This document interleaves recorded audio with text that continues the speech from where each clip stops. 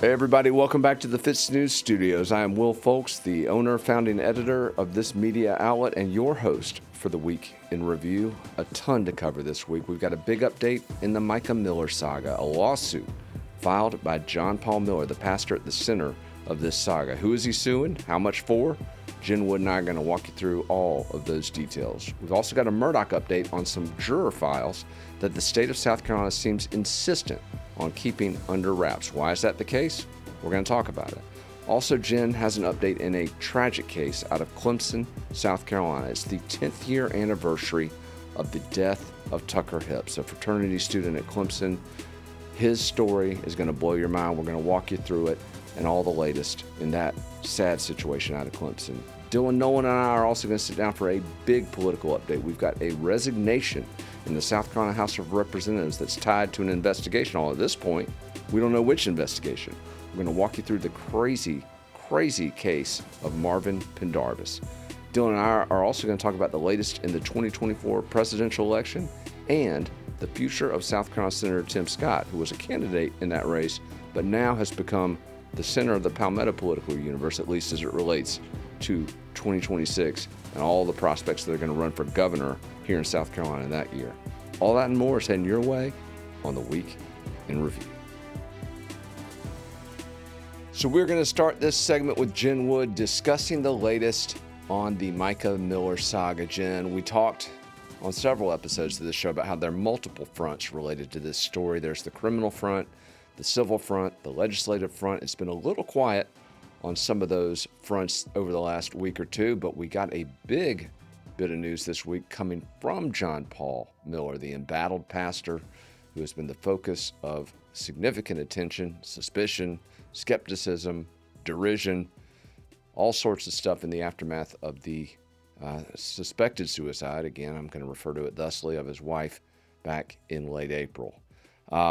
John Paul filed a libel defamation lawsuit, a harassment lawsuit also this week, but it wasn't against a member of the media, was it, Jen? Who was the target of John Paul's legal action? So John Paul Miller filed this lawsuit in Horry County against a woman named Melissa Mancari, who worked as a paralegal in a law firm that was in the same building as his attorney's office, Tom Winslow. It was an interesting week in this case. You said worked, so this is did she get fired? What happened? Why does she not work there anymore? I'm hearing all different stories regarding their split, her end of employment there, but I have heard that it was amicable parting, and I've also heard that she was let go by her employer. Okay, but we got nothing definitive on that, so I guess we'll wait and see what comes of her Yeah, employment status. yeah. But walk us through this lawsuit. Is she the only one sued by John Paul? She is the only one sued. So she had done some interviews with two content creators, Robbie Harvey and a woman named Steph, who does. She has a TikTok and a YouTube account where she discusses true crime cases. So she had done interviews with both Robbie and this woman named Stephanie regarding, her experience with John Paul Miller. With Robbie Harvey, she claimed that prior to Micah's death, he had approached her firm for representation. And then she had been the one of the individuals, not the only individual, but one of the individuals who was taking photos of his truck because she was one of the people who said she had noticed it was changing in appearance every time she saw it. So she was kind of trying to figure out what was going on with that truck, taking pictures of it. And then that's when things kind of when those reports came out, including the report from us on that transforming truck, yeah, that's when things, she says, it appeared to hit the fan with John Paul, and she did an interview with this Steph woman that he had come into their office and basically threatened her and her boss. So Robbie Harvey's story airs detailing the questions about John Paul Miller manipulating the appearance of his truck. Hmm. And that story was significant because, if accurate, some of the claims in that reporting would call into question the integrity of John Paul Miller's alibi for the time his wife died. So obviously that was a significant development, and certainly Robbie Harvey, who has again done great work on the story. I mean, I don't want to call him in question here. I think he's done a great job advancing a lot of key components of the Mica Miller narrative. But this particular source, Jen, I want to discuss briefly some takes on her credibility, because you spoke with this source. This source actually came to us on the record, and again, we're very protective of sources here. We don't share information unless they tell us to. But this was a on the record conversation. Am I correct? Yeah, we had actually done an interview about her experience when she said, alleged that John Paul went into the office where she worked. And she was, clearly very upset, very frightened. She claimed to have experienced some very interesting things, but in the end, I just didn't feel as though I had seen enough evidence to substantiate her claims. And with the story, it's one of those stories where, you know, you've really got to be careful because there's just all manner of speculation and, claims being made. And I told her, I really, felt for her. I understood her fear, but, unless there was more information she could provide me to substantiate what she was telling me, I wasn't comfortable proceeding with the interview. Yeah, so she gave the interview. You requested some follow-up documentation Hmm. that was not forthcoming, and on the basis of that, you made the decision, hey, we probably shouldn't run this. Right. Looks like that may have been the right decision, but again, let me ask you this. So John Paul Miller is suing this particular paralegal for what, $6 million? Do we have Yeah. some sense that Melissa has $6 million laying around somewhere? I feel very, very comfortable speculating that she does not. Um, Okay. Well, interestingly, though, none of the media outlets, or I don't know if a TikTok interviewer, some of these TikTokers, I mean, they do amazing work and great work. I don't want to dog them out, but neither of the interviewers, their media holdings or entities are being sued. It's just this woman, correct? Does that Correct. strike you as odd? I thought it was very interesting, a very interesting choice to make. I don't want to encourage him to file lawsuits. But, I think, especially Robbie, I haven't watched all of the other women's interviews yet, but especially with Robbie, he's very cautious about how he words things. And, honestly, I don't know that John Paul really wants to get into the discovery that would come along with a civil lawsuit against somebody with more resources. Interesting. Well, we know a little bit about this situation. Oh, and by the way, one thing real quick, Jim, before we move off of this paralegal and the legal action filed against her, there were some reports that she had indicated that FITSNews had somehow offered to pay her for her story. I want to go ahead and clear that up. We don't do that, folks. First of all, we ain't got the budget for it, Jen. I mean, I think we're, Not in but the budget. Yeah, no. And that was, secondhand reports that she had asked somebody to pull her interview with them down because we were compensating her for her interview. And no, right, like it's not. I do not have any sort of budget for that kind of thing. right. We certainly don't have a budget for Nor would interviews we we. don't air, right? Right. Right. If we air them, okay, maybe we'll, get your hotel or something. I don't know, but certainly, we don't pay folks for interviews. That's just not the way we do things. Some outlets do that. Maybe we should. I don't know. We'll have to look in the rate of return on some of that stuff. But at the end of the day, that allegation is not true. So I don't know where it came from or who made it. But at no point did we ever offer this woman anything for this interview, which again we never aired. So, but it's just a fascinating component. This story, Jen, continues to just attract all kinds of scrutiny and speculation. And this lawsuit by John Paul Miller, just raising the bar. I think personally, again, I'm going to just throw my 2 cents in on why it was filed. I think he's trying to put people on notice. His attorneys have said before, we're going to sue folks who make these statements. I think this particular Target is an easy target, so to speak. I think we've established. I don't think she's got massive resources anywhere. I think it's a sort of warning, like a shot across the bow of folks like us even. But we'll have to see. I don't know how it's going to play out.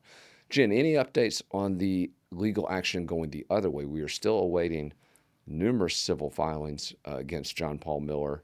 And obviously, there's that pending federal investigation, the criminal inquiry into John Paul Miller. Any status update on those two fronts? Not a lot of updates on either front. Unfortunately, I do feel very confident that the civil filings will be coming sometime in the very near future. And I can't talk a lot about what I know in relation to those, but I do think once those filings come, um, people are going to definitely see why we've been continuously pursuing this story. Well, not just us. I mean, Yeah. everybody. I mean, this story's just been huge. And in fact, I don't think John Paul Miller ever expected it to get this big. I think he thought it would be a local thing, die down after a couple weeks, but absolutely that was a miscalculation on his part. But one real quick thing before we move off this, Jen, Pastor Miller, that invitation is open to you. We have asked several times to have you sit down with us. We'll even give you the questions in advance, man. I don't try to ambush people. We'll let you know what we want to ask, let you think about your answers. But anytime you're ready to sit down and talk about any facet of this case, that invitation is open. These mics are always open for anyone with an intelligent take on the stories we cover. Speaking of those stories, Jen, I want to switch gears. There was a filing this past week in connection with Alec Murdoch's big bid to have his conviction for the murder of his wife and son back in June 2021. He was convicted last March for those murders. He is now seeking to have those convictions tossed on the basis of alleged jury tampering and a host of other items that are going to be included in a forthcoming appeal. But Jen, as we look at the Murdoch saga, the big debate over the last couple of weeks has been over one of the jurors who was decisively removed from this case, Myra Crosby, formerly known as the egg juror, formerly known as Juror 785. Our audience will recall she was booted from the Murdoch jury the morning he was convicted. And as I noted in my report that day, it was a decisive decision. But this story has blown up in the last few weeks as Myra Crosby has alleged a conspiracy to target her and have her kicked off of Alec Murdoch's jury. There was a lot of pushback to that. A few folks called her out and accused her of violating her oath. But from the beginning of this process, we have simply argued that the court should release all of the files related to its investigation into the allegations that led to her removal from the jury. Now, the defense has argued that should happen. Myra Crosby and her attorney have argued that should happen, but the state of South Carolina, Jen Wood, has refused. And in fact, we found out a little bit more about this week when the state submitted a filing, didn't we? We did. I mean, the state is pushing back hard regarding the release of those records. And I'm with you. If anything needs transparency, it is this case. It is this time. It's needed. People have questions about what happened. There's already a filing with the Supreme Court. The Supreme Court's hearing evidence relating to possible jury tampering. Yet we don't want to look at the evidence that we don't want to release the information that was collected that got one of the jurors dismissed. So yeah, they are pushing back hard, saying that, Myra and her attorneys, agreed to, those documents remaining sealed. They could look at them, but they would stay sealed. And now they're going back on their agreement. It's just continued. I mean, the more they push back, the more I'm like, why? Yeah, and I want to address that real quick because when this first happened, I was expecting our sources in the AG's office to call us and say, yeah, well, we're going to be releasing it. We have no objection to this material being released. We're going to put it out there. I expected to get a call from the AG's office with that sort of a message. Instead, what we got was a belated statement that was released only after we first called them out, that said, oh, there are ongoing matters that we have to deal with, that we can't release this information, which was a little bit suspicious. But now what they've done, and I find this very disturbing, Jen. I find this very disturbing, and I also want to point out, because I believe it's part of a pattern that's emerging as it relates to how the state is handling this. I want to take you back to the big jury tampering hearing back in January, which was presided over by former Chief Justice Jean Toll. And you'll remember Jean Toll set this very high bar for the defense to meet. Basically, she said, you don't just have to prove that the former clerk of court down there in Colleton, Becky Hill, you don't only have to prove that she spoke to these jurors and contacted these jurors and said things she shouldn't have said, but that it impacted their decision, or at least the decision of just one of them, which at that point is a Sixth Amendment violation and should have been a new trial on the spot. But not only did they prove that the contact occurred, they had a juror testify that it impacted their decision. Now, in the aftermath of that hearing, Justice Toll pointed out that one of the jurors allegedly changed their story. And I find this very disturbing, because she was referring to an affidavit, a supplemental affidavit from this juror, Mandy Pierce. We now know that juror's name. She's identified herself. But Ms. Pierce said in that supplemental affidavit, I was impacted by what Becky Hill said before I went into that jury room, which is significant. But Justice Toll tried to make that out like, oh, she's changing her story. No, she wasn't changing her story. She was clarifying it. And if you look at what happened in this case with this juror, the state is saying, oh, you are going back on your word, because you said last November, when we agreed to let your lawyer look at these files, you agreed at that time that you wouldn't make them public. Well, Jen, the state admitted in its own filing that they were the ones that insisted on It's that right there in condition. the filing. It's in their own filing. Creighton Waters is listed as the attorney who insisted on that. And I think in talking to Myra, she's never wanted anything but the truth. She said, I don't care if I sell one book. I don't care. I feel better now that I've gotten my story out. I've given my side of the story, my truth. Let's hear the other side. Let's see what you have. What got me taken off this jury after sitting there for 6 weeks, listening to evidence? And, it's somebody said when, there were allegations of her violating her oath because she didn't report that Becky had talked to her about her verdict. I was talking to, I believe it was Seton Tucker and I were talking about it. Um, it, it I think I know a little more about the court system than the average Joe. I'm clearly not an attorney, but even knowing as much as I know about it, if a clerk of court were to approach me and talk to me about the case, I'm not entirely sure before now that I would have thought anything of it before this case. Right. I mean, it's just she's a clerk of court. She's over, the court operations. It's not something that would have occurred to me before this case as being wrong. What bothers me, though, Jen, is its deceptive behavior. Right. Back when Justice Toll was trying to characterize juror Mandy Pierce's comments as changing her position, that was deceptive behavior. And now we have the state trying to claim that Myra Crosby is changing her position when it was the state that insisted on the conditions that she agreed to. That is deceptive behavior. And to me, I don't know, those are red flags. And I say that, but I also want to point out that we don't know what's in these filings. Myra Crosby has adamantly denied that she talked out of school. She has claimed that the folks dragged into the court and compelled to sign affidavits attesting to things that apparently they claim they never said. She says they are going to back her story.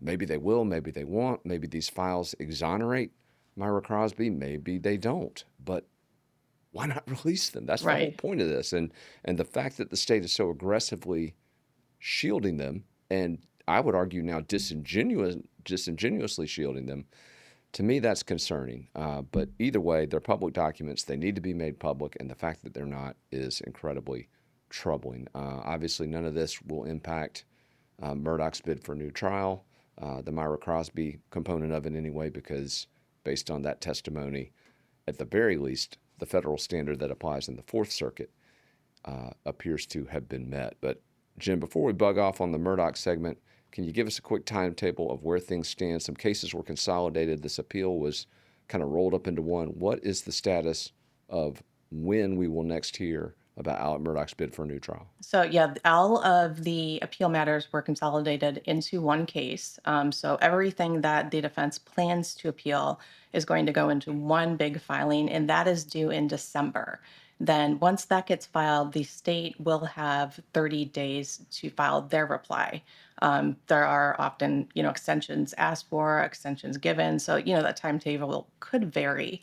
But we're looking at seeing that filing from the defense at the very least in December. Once everything gets filed, let's say it gets filed January, February, then we'll be looking for the Supreme Court to schedule it on their docket for oral arguments. So it'll be a little while. Yeah. It'll be a hot minute before we have to deal with any of these cases again. But and certainly the moment Alec Murdoch's bid gets shot down at the state level, there will be a federal habeas corpus filing, which again I think that's where he fares or stands a better chance, I would Right, argue, right. of getting a new trial. Uh, Jen, I want to shift gears on you while we're still talking here, and we're going through cases that we've covered in the past. We're talking about stories that have impacted folks, that continue to impact folks, and I wanted to ask you a little bit about a story that we've covered extensively up at Clemson University. And I'm referring to the sad saga of Tucker Hips, and this is a young man who died now a decade ago, Jen Wood. It's been 10 years. There were allegations of fraternity hazing gone wrong. There were allegations of a cover-up in the aftermath of his death. There were some pretty influential individuals allegedly involved in that. But this is a story that has vanished in a lot of areas, a lot of senses.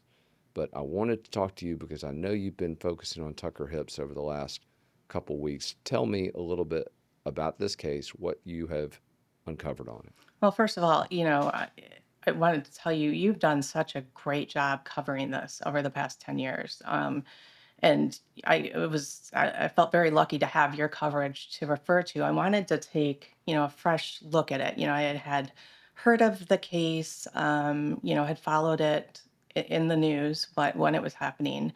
But I wanted to, it's 10 years and I haven't written about it personally. I really wanted to give it a fresh look, and just see, what I see. My daughter is a freshman at Clemson now, so she's not necessarily rushing, but she's up in that environment. I just, it's one of those cases. I just really wanted to give it a good close look.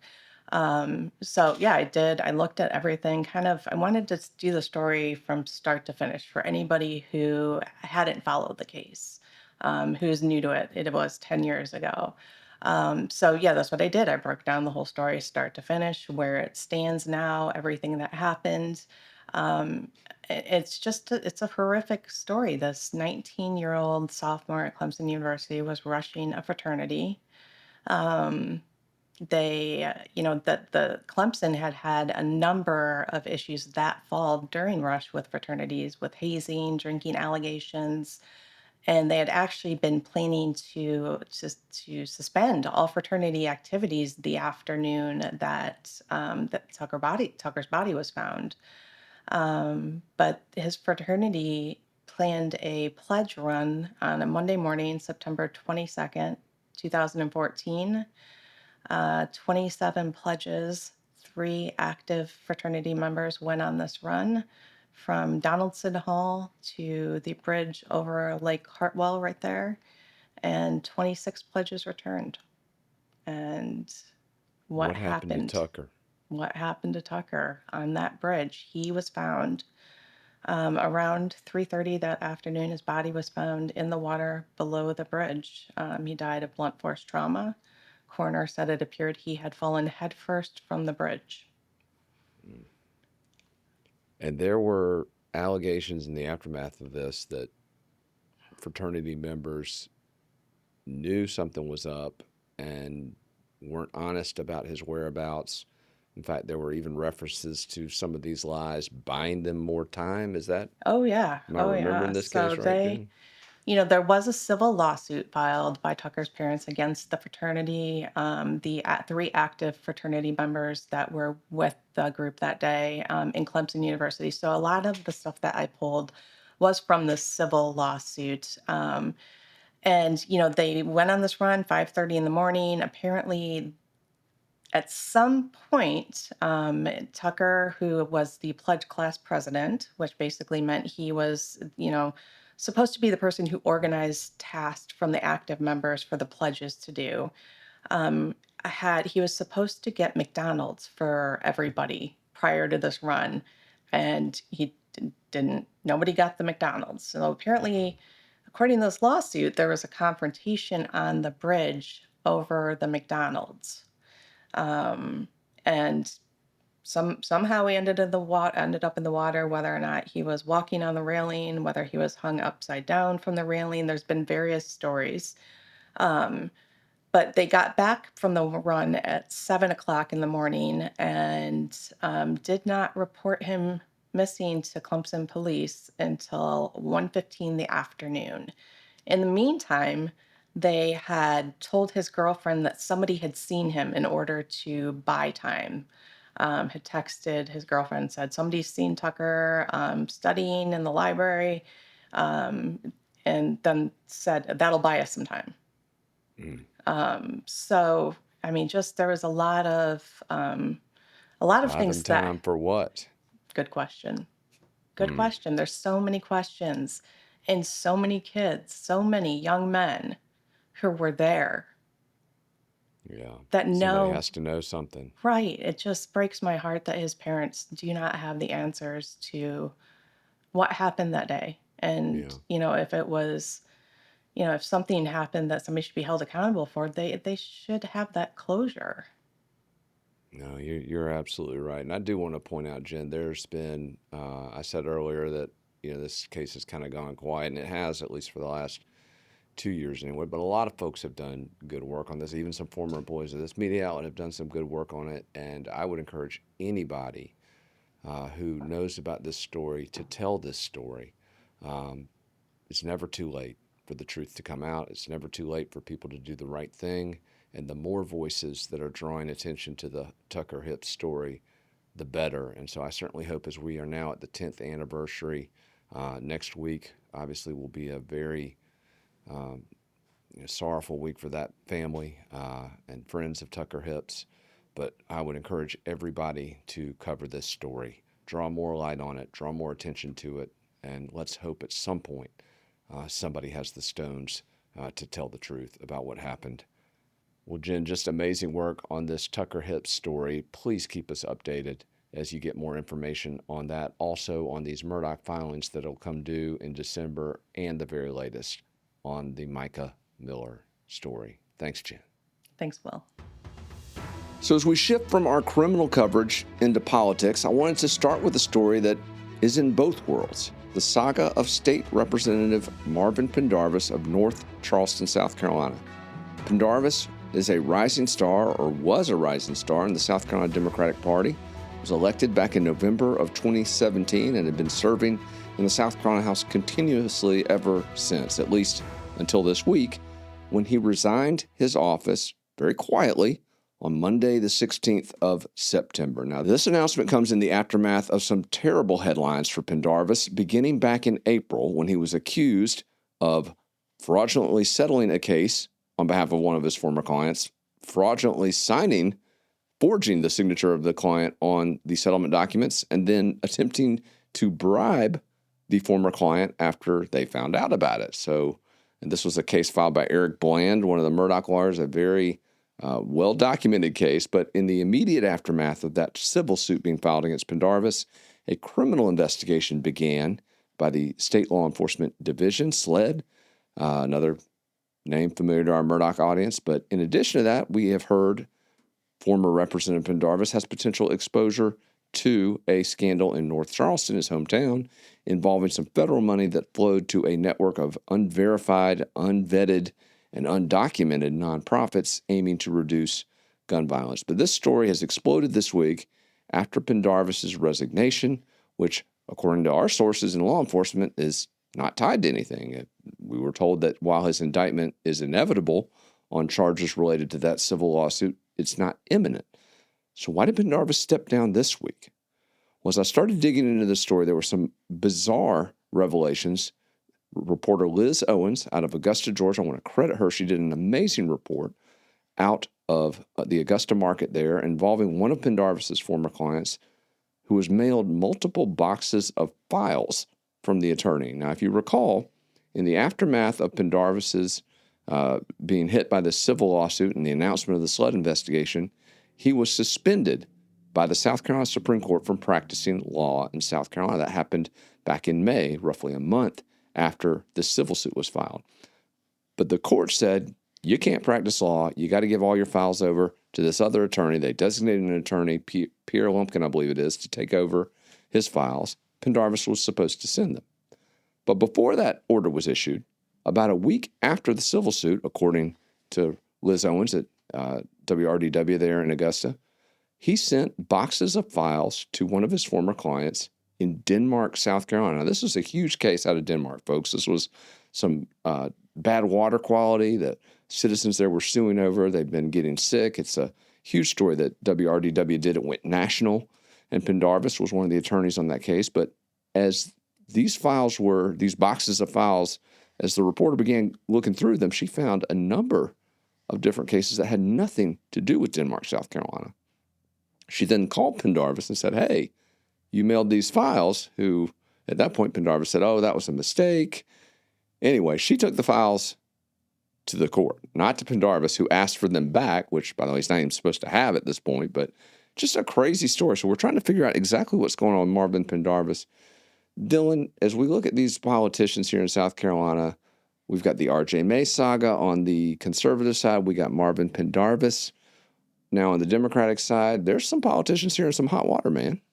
Yeah, and both of these, notice, are involving federal law enforcement. Obviously, if allegations regarding the misuse of federal funds are true, that is something that will certainly bring federal investigators breathing down your neck. I mean, even if the allegations are made and they end up not being substantiated, that's something that will get federal investigators involved. And they have near godlike power to drop your drawers and see what's going on, whether it's your electronic devices in the case that you might be doing improprietous things in that realm, or whether it's your financial records in the case that you might be abusing the trust of clients or abusing federal dollars designated to solve gun violence in just a personal grift. Yeah, and what's so weird about this Pendarvis case, we just don't know where the focus is. We have reached out to our state law enforcement sources, federal law enforcement sources, state and federal prosecutorial sources, very tight-lipped about it. But Pendarvis clearly is at the epicenter of something. This resignation really out of the blue, no rationale given for it. But Dylan, there is a name out of Charleston that we've covered, David Ayler. This is a man who died of a fentanyl overdose, a friend of mine from going way back. But his death and the fentanyl ties linked to it prompted a federal inquiry, which resulted in his phone being taken by federal law enforcement, federal prosecutors. That phone apparently has been the impetus for a host of activity. And while we don't know exactly what's happening as it relates to that Ayler phone investigation of Pendarvis, we were told just this week by our federal sources that the assumption that there's a growing investigation out of the Low Country is accurate, that investigation is expanding. Target letters have been sent out. We don't know exactly who it's targeting, but there is something big brewing federally down in the South Carolina Low Country. But Dylan, as we kind of shift away, I want to talk about an elected official down in the Low Country, not tied to any of this activity, a guy who has actually been on the other end of things, who has seen his star rising for all the right reasons, or most of the right reasons, I think people would say, but a guy who we're going to talk about in the context of the 2024 election, but also the 2026 election. Who am I referring to? Of course, talking about U.S. Senator Tim Scott, who is known to everybody here in South Carolina and who is now known nationally after his bid for the presidency in 2024. So he came up short in that race, obviously, dropped out well before the first primaries, endorsed former President Donald Trump, which is interesting because if you go back to 2016, Scott was part of the Never Trump coalition, including former Governor Nikki Haley, Trey Gowdy, the state representative or congressman at the time, now a Fox News host. They were all on the Marco Rubio train. They wanted Rubio to be the savior of the GOP. The mainstream media push for Rubio was huge, but high noon in South Carolina, Trump prevailed. The Republican decisively. establishment, all the politicos were pulling for Rubio in 16, the vast majority of them. Obviously, Governor Henry McMaster was not the governor at the time, but he was one of the first statewide elected officials to pull for Trump, which ended up being a monumentally good political decision for him because that's why he is now our governor. Yeah, he was. He was one of the only establishment politicians in South Carolina. Although I pointed this out repeatedly to anybody who bothers to care, the race was done by the time McMaster endorsed Trump. But they were all still pulling for Rubio. Yeah, so his endorsement still counted for something. Well, he has certainly made bank off of it politically. But let's talk about Scott. Why are we focused on him now, headed into this 2024 election, and then looking beyond that? Why does Tim Scott matter, Dylan? It seems like when you talk to people in the know that Tim Scott doesn't plan to be in the U.S. Senate forever. And that's important because obviously if Tim Scott decides tomorrow morning, which he could, he decided to end his presidential run very abruptly. But if he decides to not seek further service in the U.S. Senate, suddenly this completely changes the calculus for who's going to be in the mix for the 2026 gubernatorial election. Talking about Attorney General Alan Wilson. Talking about Congresswoman Nancy Mace. Those are a couple names that have been bandied about as potential gubernatorial aspirants. Lieutenant Governor Pam Yvette, and obviously Governor Henry McMaster cannot run again. He's been elected and reelected. He's served not only half of a term, but then by this time it'll be 2 full terms, so he can't run again. But all of the names you just mentioned would also love to serve in the U.S. Senate. That's true. It's one of the best political jobs in the country. So Scott's decision would not only potentially impact races he could enter, but it would open up upward mobility for other folks to have their time in Washington, D.C., to become one of the nation's, foremost Republican political leaders, to have a potential path to the U.S. presidency, should they choose to do that later in their career. So what Scott chooses to do, because the way it stands, if he wanted to hold that seat until he was, Strom Thurmond status, a corpse getting wheeled in for votes, he could do it. Oh, yeah. But it certainly sounds like, to those who are reading the tea leaves, that that's not the case, that Scott wants to return to private life, not in D.C. in that capacity, at least. So there's a lot of people wondering how that's all going to shake out as far as who's going to end up where. When we said earlier that everybody in South Carolina loves Tim Scott, that's actually not true. Former Governor Nikki Haley loathes him at this point because when Scott dropped out of that 2024 presidential election, Nikki was still in. He did not endorse her. In fact, he endorsed Donald Trump, her rival. That apparently has soured her quite considerably on Tim Scott. But Dylan, you've worked for the Attorney General, Alan Wilson. Nancy Mace was quoted in one of your articles just this past week.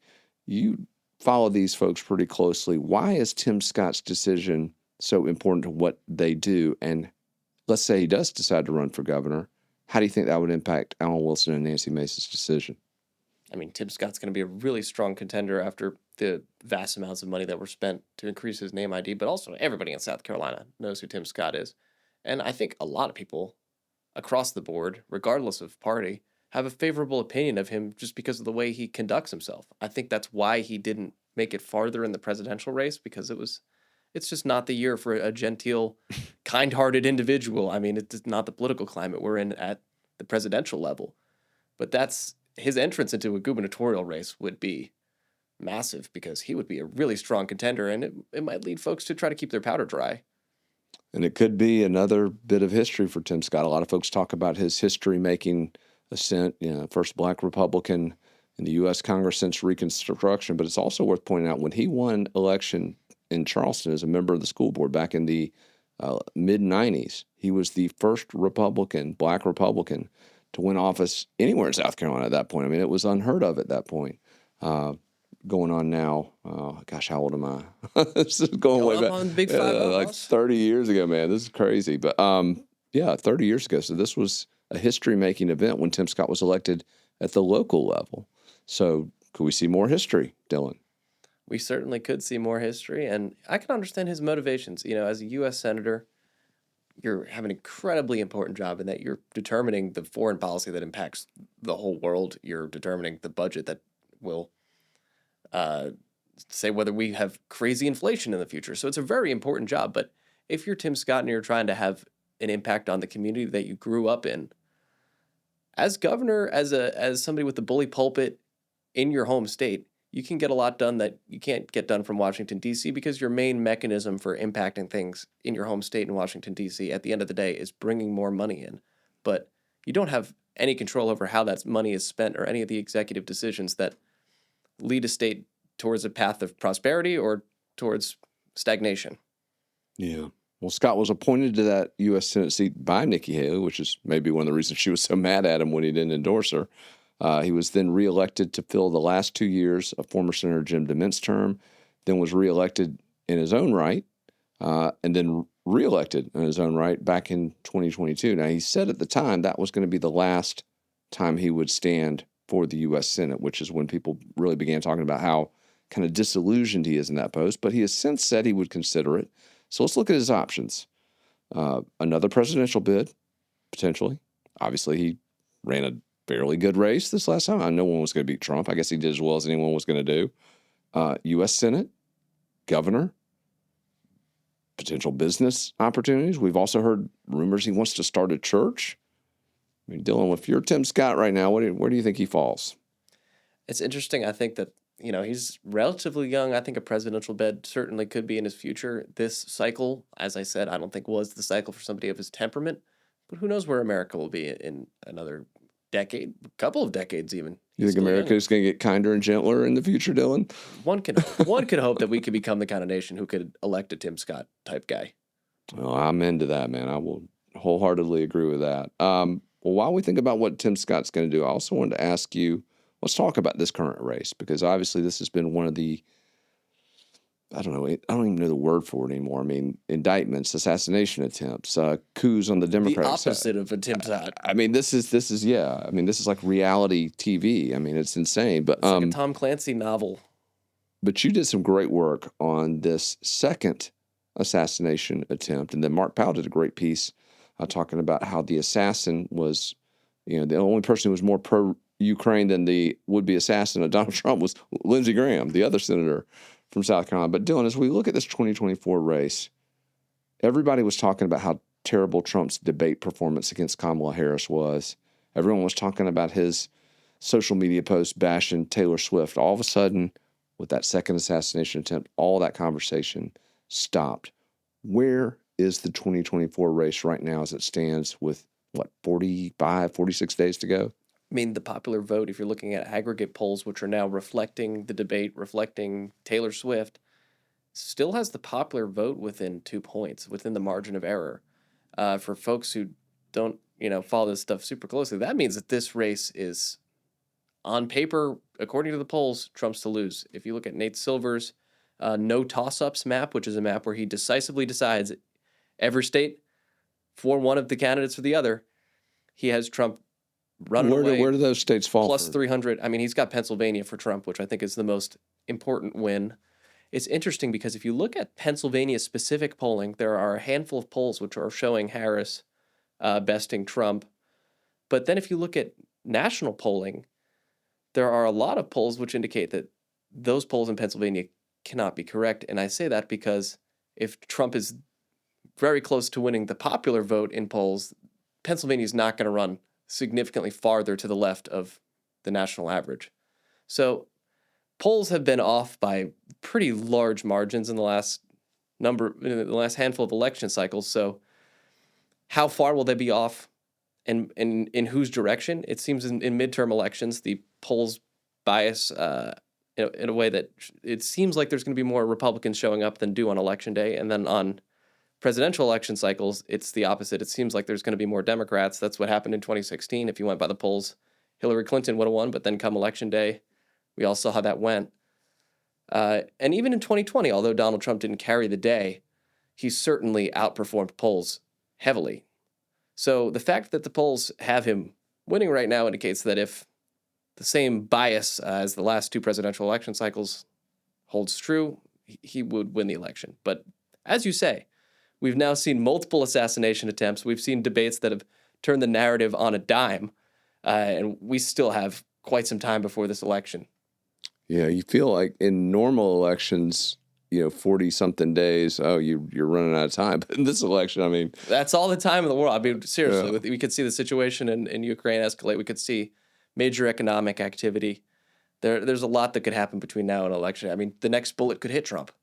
yeah, We could be absolutely. looking at a completely different person on the ballots come election day. And let's not forget, we talked about Ukraine. You've written amazingly on the status of that conflict and the ties of this second would-be Trump gunman to that conflict. But Dylan, let's also not forget that those Hezbollah operatives carrying their pagers around and their walkie-talkies got blown up en masse this past week. Israel also launching some more aggressive, muscular strikes into those Hezbollah strongholds. So we are seeing a major escalation in the Middle East at the same time that we're dealing with, again, brinksmanship unprecedented since the Cold War in Ukraine. What's your thoughts on where the global stage could take us, man? I don't pretend to be smart enough to know if any of these conflicts are going to involve the United States in a level beyond what they are right now. But I will say, if you look at the positioning of our naval assets, we are certainly keeping the Middle East locked down such that we can provide uh, missile support to our allies, should that be the decision of the commander in chief. So we are in a position to be able to exert pretty significant force. That being said, are they going to put boots on the ground in the Middle East in the 30 to 40 days leading up to an election? I don't know that the administration would be looking to do that. They've taken, in the last two administrations, really, we've taken a more hands-off approach in the Middle East with obviously the complete withdrawal from Afghanistan being something that Trump initiated, that Biden followed through on poorly, one could argue. But Biden says, well, look, I just played the hand that Trump dealt me, and I think there is some truth in that. But broadly speaking, over the last two administrations, the policy has been, let's not get overly involved in the Middle East because they want to focus on Asia, China, the Indo-Pacific, as well as Eurasia, Russia. So although there are a lot of developments, and certainly the United States will be involved in the Middle East, I would not expect a complete 180 policy pivot to go back towards early 2000s, boots on the ground, Dick Cheney, Middle Eastern foreign policy anytime soon. Well, let me ask you this question, though, because one of the things that became a huge problem for Joe Biden during the last escalation in the Middle East when Israel responded so aggressively to Hamas and the terrorist attack on Israeli soil. Biden got dragged in the middle of that. The Palestinian advocates were really raking him over the coals. Are they giving Kamala a hall pass on this? Well, we'll see how the people in Michigan vote. And for those who don't know, that's where the largest concentration of Arab voters live. And that was obviously a big issue in the primary there. They ginned up a big write-in campaign Against Biden. against Joe Biden. But, I went to the state of Israel, partnered up with Alan Wilson to do a private screening of the 10/7 Hamas terror attack footage.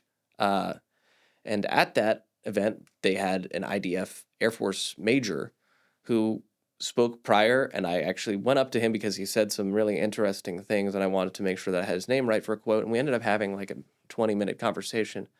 And on the record, by the way, I'm not violating the terms with I was presented before I went there, but he said this politics happening, and his job is a liaison for the Air Force assets to coordinate between the United States and Israel. And he said, there's politics happening that's, negative for Israel, but behind the scenes, the United States is still delivering on its longstanding promises to deliver these assets. So while there might be political heat and political pressure applied, you can hear from the Israelis themselves that they're still being delivered the same level of support that they have been.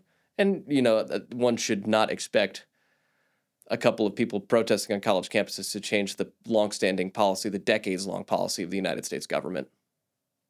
So we've seen in the last couple of weeks dozens of videos on social media of Hezbollah operatives being blown up by these pagers, by these walkie-talkies.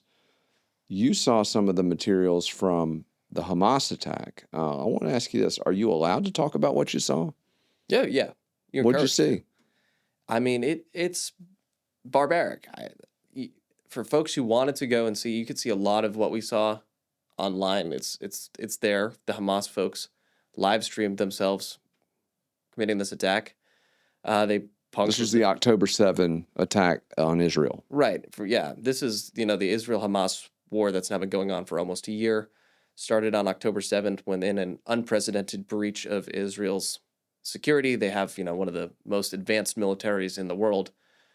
For well over 4 hours, thousands of Hamas fighters poured into Israel with rifles. They defeated Israel's border surveillance systems and went into kibbutzes, which are like their small outpost town settlement situations. They're not like big cities.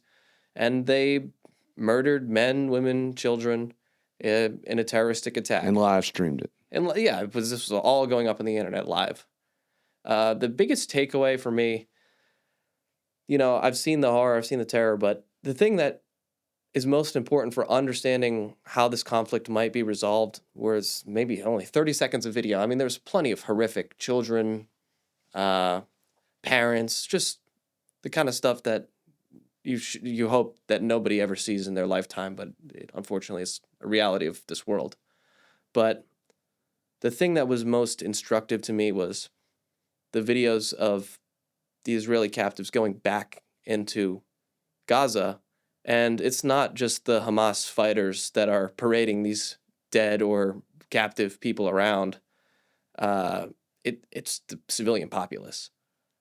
And, I don't want to say that these people have no reason to be motivated to feel the way they do about the Israelis, because this is a conflict. I mean, think about the creation of the State of Israel. It was created by British decree. It's through and through a colonial state. But the idea that these people are complete non-combatants in there, it's just not a conflict that can be understood in the pure black and white way that people on either side of the conflict seem to demand that anybody that speaks about it view it. There's a lot of narrative control on both sides, Dylan, but I got to tell you, man, whether it's covering this stuff, whether it's covering Ukraine, whether it's covering the election, I appreciate the way you go into it, just looking for the truth, looking for the facts, and letting the stories take you where they go, man. That's the beautiful thing about an independent media outlet like this, is that we're not on the take of any of the sides of these issues. You see these people that are being paid by the Russians, being paid by the Israelis, that hate Israel with every fiber of their being. That's just not us. We come at this from the perspective of, okay, we're Americans in South Carolina looking for the truth, and we're fortunate to be funded by a bunch of people who like to read that kind of content, and we pursue the truth as we see it. And we'll continue to do so. Excellent work, Dylan. Thank you.